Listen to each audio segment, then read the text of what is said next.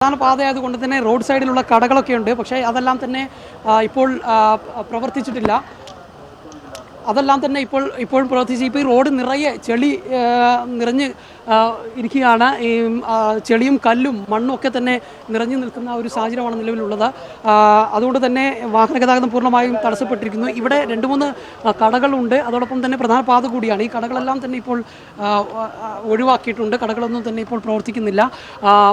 ഏതായാലും ഇപ്പോഴും മണ്ണ് വന്നുകൊണ്ടിരിക്കുകയാണ്. അതായത് വെള്ളം വന്നുകൊണ്ടിരിക്കുകയാണ്. നമുക്ക് ആ ദൃശ്യങ്ങളിൽ കാണാം. ആ ഇടിഞ്ഞ ഭാഗം കൃത്യമായി കാണാമെന്ന് തോന്നുന്നു. അവിടെ മരങ്ങളൊക്കെയുള്ള വലിയൊരു കുന്നായിരുന്നു.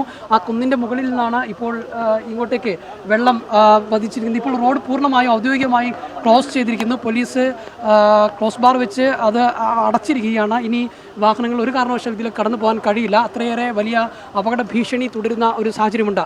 അതുകൊണ്ട് തന്നെ ഇപ്പോൾ പൂർണ്ണമായും ഔദ്യോഗികമായി ഈ വാഹനം ഗതാഗതം പൂർണ്ണമായും പോലീസ് എത്തി തടഞ്ഞിരിക്കുന്നു.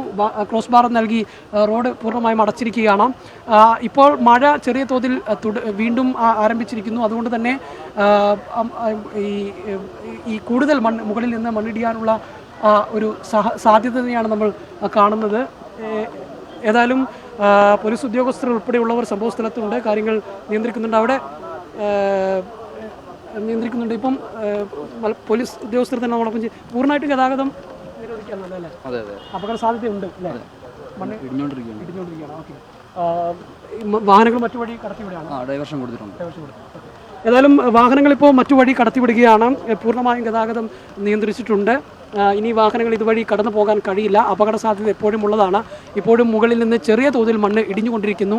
അതോടൊപ്പം തന്നെ മുകളിൽ നിന്ന് വെള്ളം വരുന്നുണ്ട്. ആ വെള്ളം വരുന്നതാണ് ഏറ്റവും അപകടമായി നിൽക്കുന്നത്. കാരണം ആ വെള്ളത്തിനൊപ്പം മഴയും ഇങ്ങോട്ടേക്ക്, ആ വെള്ളത്തിനൊപ്പം മണ്ണും ഇങ്ങോട്ടേക്ക് പതിക്കുമെന്നുള്ളത് തന്നെയാണ് നമുക്ക് മനസ്സിലാക്കാൻ കഴിയുന്നത്. അതുകൊണ്ട് തന്നെ വലിയ അപകട ഭീഷണി നേരിടുന്നൊരു സാഹചര്യമുണ്ട്. ഇപ്പോൾ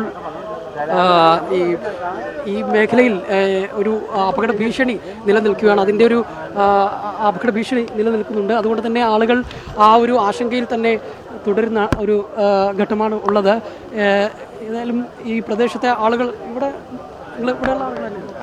ഇവിടെ എന്തെങ്കിലും നിർമ്മാണ പ്രവർത്തനം നടക്കുന്നതായിരുന്നു? എപ്പോഴാണ്? ഇന്നലെ നമ്മൾ ഇതിനെ പറ്റി ഒരു വീഡിയോ ചെയ്തിരുന്നത്. ഇടിഞ്ഞുകൊണ്ടിരിക്കുകയാണ്. അപ്പോൾ നമ്മൾ ഇന്നലെ ഫേസ്ബുക്കിൽ ലൈവ് ഇട്ടിരുന്നത്. ഇന്നാണ് ഇപ്പോൾ കൂടുതലായി ഇന്ന് രാവിലെ എപ്പോഴാണ്? രാവിലെ ശക്തമായ മഴ ഉണ്ടായിരുന്നു. ആ സമയത്ത് ഇത് 2018 വലിയൊരു സ്ലൈഡിങ് നടന്ന സ്ഥലമാണിത്. ഇവിടെ ഈ പ്രദേശം കുറച്ചപ്പുറത്ത് നല്ലൊരു സ്ലൈഡിങ് നടന്ന സ്ഥലമാണ് ഇത്. ഇവിടെ ഒട്ടും നിർമ്മാണത്തിന് യോജ്യമായിട്ടൊരു സ്ഥലമല്ല. ഇങ്ങനെ സംഭവിച്ചു കഴിഞ്ഞാൽ ഇത് ഈ പാറിൻ്റെ ഉള്ളിൽ കൂടെ വെള്ളം വരുന്ന കാരണത്താലേ ധാരാളം മണ്ണുകൾ കണ്ടില്ലേ ഒലിച്ചു വരുന്നു. സ്ലൈഡിങ് എന്തായാലും ഇവിടെ ഉണ്ടാവുമെന്ന് ഉറപ്പായിരുന്നു. മഴ ശക്തമായിട്ട് വരുന്നു. അതേ സമയത്ത് സംഭവിച്ചു. അപകടങ്ങളൊന്നും ഉണ്ടാവാതിരിക്കട്ടെ, മരണങ്ങളൊന്നും റിപ്പോർട്ട് ചെയ്യാതിരിക്കട്ടെ. ഏതായാലും നിർമ്മാണ പ്രവർത്തനങ്ങൾ നടത്താൻ പറ്റിയൊരു പ്രദേശമായിരുന്നില്ല ഇതെന്നാണ് നാട്ടുകാർ പറയുന്നത്. നേരത്തെ മണ്ണിടിച്ചിലുണ്ടായ ഒരു പ്രദേശമാണ്. നമുക്ക് ദൃശ്യങ്ങൾ കാണാം. അത് ചെങ്കുത്തായ ഒരു പ്രദേശമാണ്.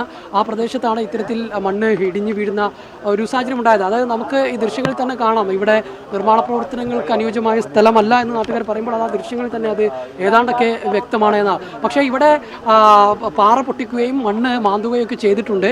അതിൻ്റെ പരിണിത ഫലം തന്നെയാണ് ഇപ്പോൾ ഈ സംഭവിച്ച മണ്ണിടിച്ചിലെന്ന് ഈ പ്രാഥമികമായി നമുക്ക് മനസ്സിലാക്കാൻ കഴിയും. കാരണം ഇതിനപ്പുറത്തും ഇപ്പുറത്തൊക്കെ സ്ഥലങ്ങളുണ്ട്. പക്ഷെ അവിടെയൊന്നും തന്നെ മണ്ണിടിഞ്ഞിട്ടില്ല. ഈ ഒരു പ്രദേശത്ത് മാത്രമാണ് മണ്ണിടിഞ്ഞ് റോഡിലേക്ക് പതിച്ചിട്ടുള്ളത്. അതുകൊണ്ട് തന്നെ അതാ നിർമ്മാണ പ്രവർത്തനങ്ങളുടെ ഭാഗമായിട്ട് തന്നെയാണ് ഇത്തരത്തിൽ മണ്ണ് പതിച്ചതെന്നാണ് മനസ്സിലാവുന്നത്.